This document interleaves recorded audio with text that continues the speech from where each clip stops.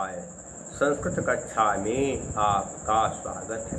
मैं प्रतीत राम वर्मा आज महाकवि कालिदास विरचित रघुवंशम महाकाव्य का 8वां रघुवंशम महाकाव्य में त्रयोदश सर्ग का 8वां श्लोक पढ़ाने जा रहा हूँ। इस श्लोक में समुद्र की प्राचीनता का वर्णन करते हुए भगवान राम सीता से करें। ये समुद्र बहुत ही प्राचीन है, बहुत समय से है। क्या है? रसातलादादि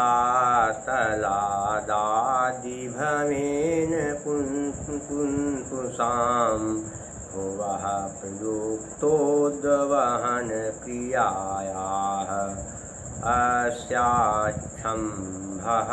प्रलय प्रवृद्धं मुहूर्तवक्त्राभरणं बभूव। रसातलात् मने रसातल से, पातालोक से, आदि भवेन मने कहता है कि आदि वाराह अवतारधारी भगवान विष्णु, वाराह अवतारधारी, वाराह किसे कहते? शुकर को। वाराह अवतारधारी भगवान विष्णु ने पातालोक से क्या किया? कहते पुंसाम भगवान विष्णु।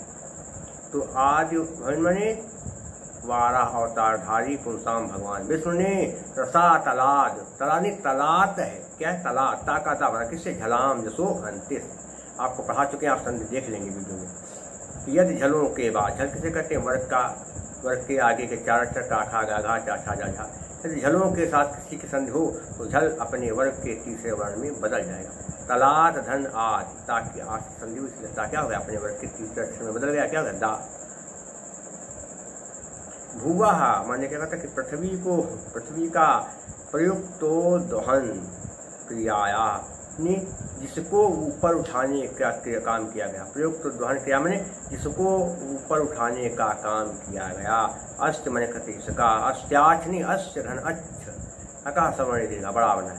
इसका अच्छ माने का, अच्छा माने स्वच्छ, अम्भव कहते जल, प्रलय प्रवृद्धम, प्रलय काल के समय बढ़ गया था। और मुहूर्त वक्त्राभरणम, पल भर के लिए मुख का आभूषण वो मने बन गया। क्या अर्थ हो गया कि प्राचीन काल में हिरण्याक्ष नाम के राक्षस ने पृथ्वी का अपहरण कर लिया और पृथ्वी को वो पाताल लोक उठा ले गया। और जब पृथ्वी को हिरण्याक्ष क्या कहते पाताल लोक उठा ले गया तो भगवान विष्णु ने वाराह अर्थात शूकर का अवतार धारण किया और वो पाताल लोक गए और वहां से वो पृथ्वी को ऊपर उठा लाए। और जब पृथ्वी को ऊपर उठा ला रहे पृथ्वी को भगवान विष्णु ऊपर उठाकर ला रहे थे तो उस समय पृथ्वी पर समुद्र भी था। तो ये समुद्र जो था पृथ्वी के लिए एक प्रकार, समुद्र जो था इसका जल बहुत बढ़ गया। प्रलय काल आने से समुद्र का जल बहुत बढ़ गया था, इसलिए समुद्र का जल पृथ्वी के लिए मुख का आभूषण बन गया या पृथ्वी का घूंघट बन गया। फिर से बात समझिए, जब हिरण्याक्ष पृथ्वी को पाताल लोक उठा ले गया तो भगवान विष्णु ने वाराह अवतार धारण किया। इसके बाद वह पृथ्वी को लाने के लिए पाताल लोक गए।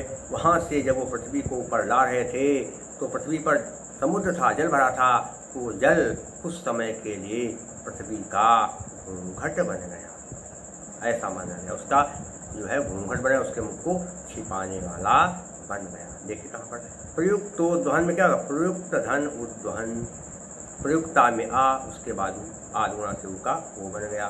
वक्त्राभरण में वक्त धन आभरणम, आकाशवर्ण दीर्घा पड़ा है। अस्याक्षंभम में आकाशवर्ण दीर्घा है। इसके अलावा यहाँ पर क्या देखेंगे आप? थोड़ा सा समास प्रक्रिया में क्या होगी व्यवस्था कि क्या होगा कि आद भवन में आदो भव यस्ते बहुवी समास हो जाएगा। और मुहूर्त वक्ताभरण में क्या होगा? मुहूर्त वक्ताभरण, मुहूर्त वक्त्रस्य आभरणम, वक्रिया कह सकते वक्ताभरण में वक्त्रस्य आभरणम, षष्ठी तत्पुरुष समास है। उद्वहन क्रिया में क्या होगा? उद्वहनस्य क्रिया, षष्ठी तत्पुरुष समास में ऊपर उठाने का काम, ऊपर उठाने की क्रिया, तो क्या होगा? षष्ठी तत्पुरुष समास है। और क्या देखेंगे कहते हैं यहाँ पर प्रत्यय कौन से करते क्या बनेंगे? एक थोड़ा सा प्रयुक्त में क्या होगा? पर उपसर्ग युधात कट प्रत्यय। और प्रवृद्धम में भी कट प्रत्यय, प्रधन विधधन कट प्रत्यय। उद्वहन, उद्वहन में क्या होगा? उदधन, वह धन ल्युट प्रत्यय हो जाएगा। आभरण में भी बता चुके हैं, जिन शब्दों के अंत में अनम आए या अणम आए वहां पर ल्युट प्रत्यय, तो यहाँ पर ल्युट प्रत्यय भी है। और इसके अलावा क्या होगा यहाँ पर देखेंगे, यहाँ पर जो है कई अलंकार हैं अगर देखा जाए, लेकिन क्षण भर के लिए जल जो है मानो पृथ्वी का घूंघट बन गया था। क्या है? पृथ्वी का जल जो है क्षण भर के लिए घूंघट बन गया। इसलिए यहाँ पर क्या लिखेंगे? यू लिखा है, यू नहीं, तो कहते क्या लिखा है? वक्ता क्षण भर के लिए जल, स्वच्छ जल, समुद्र का स्वच्छ जल पृथ्वी के लिए क्षण भर के लिए घूंघट बन गया। क्यों बन गया? क्योंकि जल ऊपर आ गया था। तो जल के कारण जो है पृथ्वी का जल, समुद्र ही पृथ्वी का घूंघट बना। क्यों? क्योंकि ऊपर आ रहा था। इसलिए क्या होगा? काव्यलिंग अलंकार। हेतुर्वाक्य पदार्थत्वे काव्यलिंगम निगद्यते। और उपजात छंद है, प्रसाद गुण भी बता चुके, वही है कि चित्तम व्यापनोति क्षिप्रम सुसकन्धेन मिवानरः सप्रसादः समस्तेषु रसेषु रचनासु। जो बात एक बात सुनकर या पढ़कर दिन में बैठ जाए, समझ में आ जाए, वहाँ पर प्रसाद गुण होता है, जो सभी रसों में और सभी रचनाओं में होता है। वैदर्भीरित है, जहाँ पर समासों का अभाव है या बहुत कम समास, वहाँ पर वैदर्भीरित है, तो यहाँ वैदर्भीरित और भारतीय व्रत है। शेष मैं आपको अगले अंक में पढ़ाऊँगा। तब तक के लिए नमः संस्कृताय।